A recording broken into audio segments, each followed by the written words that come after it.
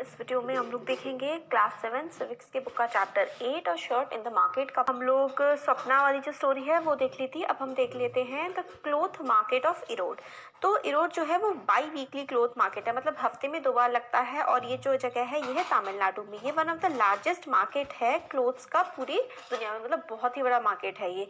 काफ़ी सारे यहाँ पे कपड़े आपको मिल जाते हैं, इस मार्केट में बेचे जाते हैं क्लोथ। जो कि वीवर्स बुनकर जो होते हैं गाँव के, वो भी यहाँ पर लेकर के आते हैं जो उन्होंने कपड़ा बनाया होता है बेचने के लिए। इस मार्केट के अराउंड ऑफिसेस हैं मर्चेंट के। जो मर्चेंट्स होते हैं ना, व्यापारी, उनके काफ़ी सारे ऑफिसेस हैं ताकि वो यहाँ से कपड़े खरीद सके। दूसरे ट्रेडर्स जो कि साउथ इंडिया के अलग अलग शहरों से यहाँ पर इरोड के मार्केट में आते हैं कपड़े को खरीदने के लिए। तो इरोड की ये शॉप है। और यहाँ पे देखिए ये जो पहला है कि भाई ट्रेडर जो ये किसान है एक तरह से यहाँ पे जाता है, फिर ये मिल्स में बनता है और फिर यहाँ पर ये वीविंग इसकी कपड़े की पूरी होती है। तो ये मर्चेंट की शॉप है बाजार में, जो कि ट्रेडर्स मतलब कॉन्ट्रैक्ट वगैरह ले रहा है और अपना काम वाम करता है। फिर उसके बाद वीवर्स जो कि विलेज के हैं, यहाँ पे फिगर 2 में हम लोग को देखने को मिलता है कि वो लूम में किस तरीके से बना रहे हैं। और फिर फिगर 3 जो है इसमें हमें देखने को मिलता है कि traders then bring back the finish cloth to the traders. They can be मतलब जो कपड़ा बन जाता है लूम में, मतलब गांव वाले जो लोग होते हैं पहले, वो जैसे कि खेती हुई, फिर उसके बाद उसको धागा बनाया, धागे से फिर उसको बुना धागे को, फिर वो कपड़ा बेचने के लिए दुकान में ले आते हैं। ये पूरा हमें प्रोसेस दिखा रखा है। ये आता है putting out system, weavers producing clothes at home. तो वीवर्स जो हैं घर में अपना कपड़ा बना रहे हैं। मर्चेंट जो है डिस्ट्रीब्यूट कर देते हैं, व्यापारी डिस्ट्रीब्यूट कर देते हैं काम को वीवर्स में कि भाई किस तरीके से उनको ऑर्डर रिसीव करना है। उस हिसाब से वो जो बुनकर होते हैं व्यापारी, उनमें अपना काम बांट देते हैं। वीवर्स को धागा देते हैं मर्चेंट और भाई उनको कपड़ा भी सप्लाई करते हैं। वीवर्स क्या करते हैं, वीवर्स को मतलब जो धागा मिल जाता है और उससे क्या फ़ायदा होता है, 2 तरीके के फ़ायदे होते हैं। वीवर्स को अपना पैसा खर्च नहीं करना पड़ता ताकि वो उन्हें धागा वगैरह खरीदना पड़े। ऑल्सो उनको फिर अब उन्होंने कपड़ा बना दिया कि वो कहाँ बेचेंगे जा करके, वो भी दिक्कत नहीं होती। तो जो बुनकर होते हैं उनकी 2 दिक्कतें सॉल्व हो गई। उनको धागा मिल रहा है और वही मर्चेंट उनसे कपड़ा खरीद करके लेके जा रहा है जब वो उसको बुन दे रहे हैं। तो वीवर्स को पता होता है कि वो कितना उन्हें कपड़ा बुनना है और उतना ही वो अपना बुन के बेच देते हैं। मगर क्या होता है इससे कि मर्चेंट्स जो व्यापारी उनको धागा दे करके जा रहा है और उनसे कपड़ा खरीद के भी जा रहा है। चलो किसान की ये सरदर्दी तो खत्म हो गई कि धागा नहीं खरीदना, कपड़ा हमें हमारा आराम से बिक जाएगा। बट वो मर्चेंट पे, उस व्यापारी पे डिपेंड हो जाते हैं जो कि उनसे कपड़ा खरीद रहा होता है, क्योंकि सारा का सारा रॉ मटेरियल्स और किस बाजार में बेचेगा वो सारी पावर मर्चेंट के पास होती है। इससे मर्चेंट काफी ज्यादा पावरफुल हो जाता है और अपनी मर्जी के ही दाम वो फिर किसान को या वीवर को, जो बुनकर होता है, उसको देता है और ऑर्डर्स भी अपने हिसाब से लेता है और ज्यादातर काफी ज्यादा लो प्राइस पे वो कपड़ा खरीद लेता है वीवर से। वीवर होता है बुनकर जो कि कपड़े को धागे से, क्योंकि कपड़ा क्या होता है ना, धागे के फॉर्म में होता है, धागे धागे मिलकर के कपड़ा बनता है। तो वीवर के पास कोई भी वे नहीं है कि मतलब ये जानने का कि भाई कपड़ा वो जो एक्चुअली बेच रहे हैं वो आगे जा करके मर्चेंट कितने दाम पे उसको बेचता है। और मर्चेंट जो है कपड़े को गवर्नमेंट की फैक्ट्री में जा करके बेचता है और जिस दाम पे जो वो वीवर्स से मर्चेंट खरीद रहा है ना, उससे कई गुना दाम पे ज्यादा पे उस कपड़े को वो फैक्ट्री में बेच देता है। तो देखिए 3 लोग हैं बेसिकली। एक तो है मर्चेंट, व्यापारी, जिसको इंग्लिश में हम बोलते हैं, ठीक है, व्यापारी बोलते हैं ना। फिर है वीवर, वीवर होता है बुनकर, जो कि बेसिकली एक छोटा सा, मतलब गांव में होता है ज्यादातर, वो अपना काम मतलब कर लेते हैं। धागा होता है, धागे को जोड़ करके कपड़ा बनाने का काम वीवर करते हैं। अब ये जो धागा है ना, ये मर्चेंट वीवर को प्रोवाइड करता है और जो ये बता देता है कि कितना कपड़ा बुनना है और फिर वीवर से दोबारा से खरीद लेता है। अब मर्चेंट ने कपड़ा खरीद लिया, अब ये फैक्ट्री में जा करके इसको बेच देता है। बट मर्चेंट वीवर को पैसा बड़ा कम देता है। अब वीवर्स जो है अपनी जितनी भी सेविंग होती है या फिर जो भी उन्होंने उधार वगैरह लेकर के कुछ पैसा लगा देते हैं बाय करने में लूम्स। तो ये जो बुनकर कपड़ा बुनते हैं, पहले तो क्या होता था, चरखा होता था भाई, अब तो खैर वो सब नहीं करते हैं क्योंकि काफी ज्यादा मेहनत लगती है उसमें। अब क्या होते हैं, लूम्स होते हैं, बड़े बड़े मशीन होती है जिसपे धागे से वो कपड़ा बना लेते हैं। अब वो लगभग एक लूम 20,000 का आता है। अब वो छोटे वीवर्स होते हैं, उनके पास पैसे नहीं होते तो वो उधार वगैरह लेते हैं। अगर वो 2 उनके पास लूम हो तो उनको 40,000 रुपए चाहिए, या तो वो लोन लेते हैं और उनकी फैमिली के जो वीवर होता है ना, जो बुनकर होता है, उनको 12-12 घंटे दिन में काम करना पड़ता है और 12 घंटे काम करने के बाद दिन के रोज पूरी फैमिली लगी रहती है। उनको महीने के कितने कमा पाते हैं? वो 3,500 कमा पाते हैं।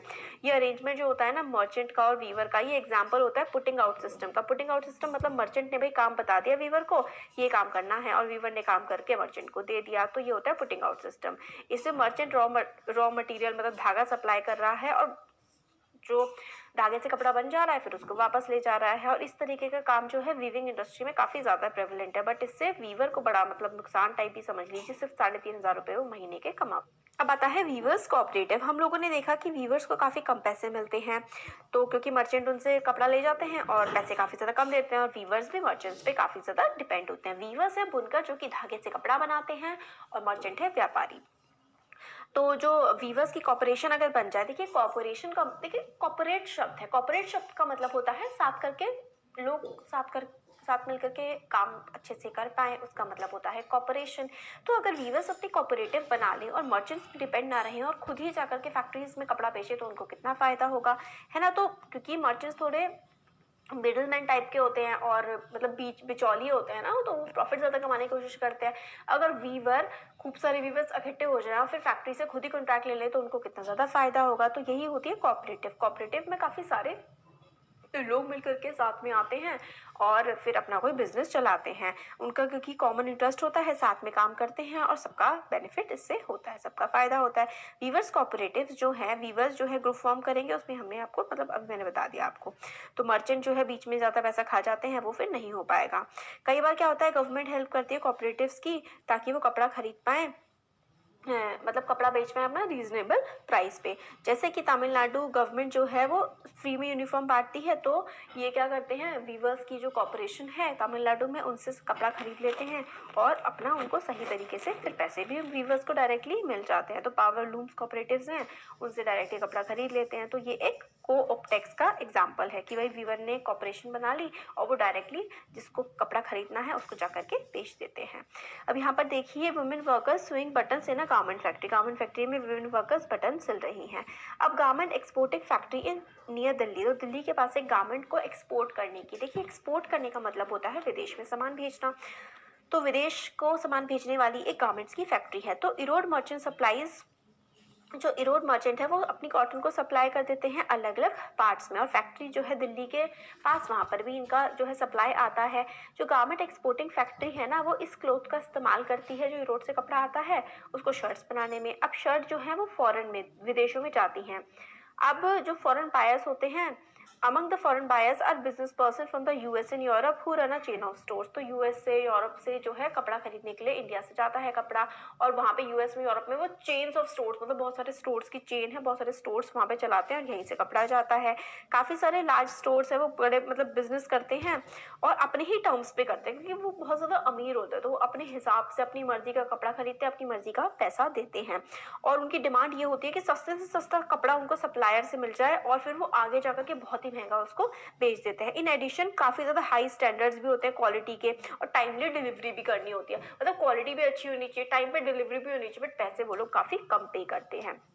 कोई भी डिफेक्ट होता है अगर कपड़े में या चीज में, तो फिर उसको वो वापस कर देते हैं। तो एक्सपोर्टर जो है वो ट्राई करता है अपनी बेस्ट कंडीशन, मतलब जो हम लोग हैं जैसे कि इंडिया के जो वो है बिजनेस पर्सन, वो ट्राई करते हैं वो अच्छे से अच्छा कपड़ा जो है इन लोगों को बेचे, और सस्ते से सस्ते दाम पर भी, जो कि वो लोग मतलब इंडिया के जो है बिजनेस पर्सन वो तो महंगे से महंगा बेचना चाहते हैं, बट सामने वाले जो लोग हैं जो यूएस में और यूरोप में बिजनेस चला रहे हैं, वो चाहते हैं कि हम सस्ते से सस्ता कपड़ा जो है खरीदे, यहाँ के महंगा बेचना चाहते हैं। तो एक मतलब आप खुद ही समझ लीजिए, सब लोग अपना प्रॉफिट ज्यादा से ज्यादा कमाने की कोशिश करते हैं। तो जो यूएस और जो यूके अलग अलग देशों की बड़ी बड़ी कंपनियां हैं, उनके पास वो ज्यादा पावरफुल हैं, तो इनकी ज्यादा चलती है। और इंडिया के जो बिजनेस वाले हैं, सपोज करिए कि वो 300 रुपए का कपड़ा इन लोगों को बेचते हैं, और ये जो 300 रुपए का कपड़ा इंडिया से खरीदते हैं ना, ये यूएस यूके में जाके 1800 रुपए तक का वो कपड़ा बेचते हैं। अब ये चाहते हैं कि सस्ते से सस्ता और अच्छे से अच्छा कपड़ा इनको मिल जाए, और ऐसा ही इनको मिल जाता है, इसलिए इंडिया से खूब कपड़ा खरीदते हैं और बहुत बहुत हाई प्रॉफिट्स पे जाकर के बेचते हैं।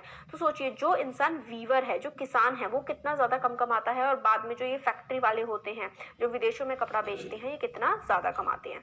तो यही बेसिकली इस पूरे चैप्टर में हमें ये बताने की कोशिश की गई है कि जो वर्कर्स होते हैं फैक्ट्री के, जैसे कि 70 वर्कर्स हैं, उसमें ज़्यादातर विमेन हैं और उनको टेम्परेरी बेसिस पे एम्प्लॉय किया जाता है। अब वो टेम्परेरी वर्कर्स होती हैं, वो उनको छुट्टी भी, मतलब आप समझ लीजिए कि उनको बहुत ही कम सैलरी मिलती है, कभी भी उनको नौकरी से निकाला जा सकता है और हमेशा उनको काम नहीं मिलता। और लगभग जो टेलर्स होते हैं उनको सबसे ज़्यादा सैलरी मिलती है 3000 रुपये महीना। और वुमेंस को थ्रेड काटने के लिए, बटन लगाने के लिए, प्रेस करने के लिए, पैकेज करने के लिए रखा जाता है और बहुत ही कम इनको पैसे दिए जाते हैं। तो जो वर्कर्स होते हैं उनको बहुत कम पैसे मिलते हैं और जो ये बड़ी बड़ी कंपनी वाले होते हैं ना, बहुत बहुत ज़्यादा प्रॉफिट इस चीज़ों से कमाते हैं। अब शर्ट इन यूएस तो वही है कि $26 की, या फिर आप कह सकते हैं कि 1800 रुपये की शर्ट वहाँ पर मिलती है। तो यहाँ पे आपको एक मैथ्स करने को बोली गई है कि भाई वो इतना प्रॉफिट कमा रहे हैं, उसमें से वो 400 रुपये एडवर्टाइज एड्स देने में लगा रहे हैं, 200 रुपये स्टोर करने में और 300 रुपये परचेज करने में। मतलब 300 रुपये का उन्होंने इंडिया से कपड़ा खरीदा, 200 रुपये का उन्होंने क्या करा, अपना स्टोरेज में पैसा लग गया उनका, 400 रुपये उन्होंने एड्स में लगा दिया। आपको क्या लगता है जो ऐड आ रहे हैं इतने महंगे क्यों होते हैं? क्योंकि भाई उन्होंने पैसा लगाया होता है उन एड्स पे और वो पैसा आपसे ही लिया जाता है। तो 300 ये हो गया, 400, 500, 600, 700, तो 700, 800, 900, तो 900 तो उन्होंने अपना खर्चा लगा दिया और 900 रुपये का ही वो प्रॉफिट कमा लेते हैं।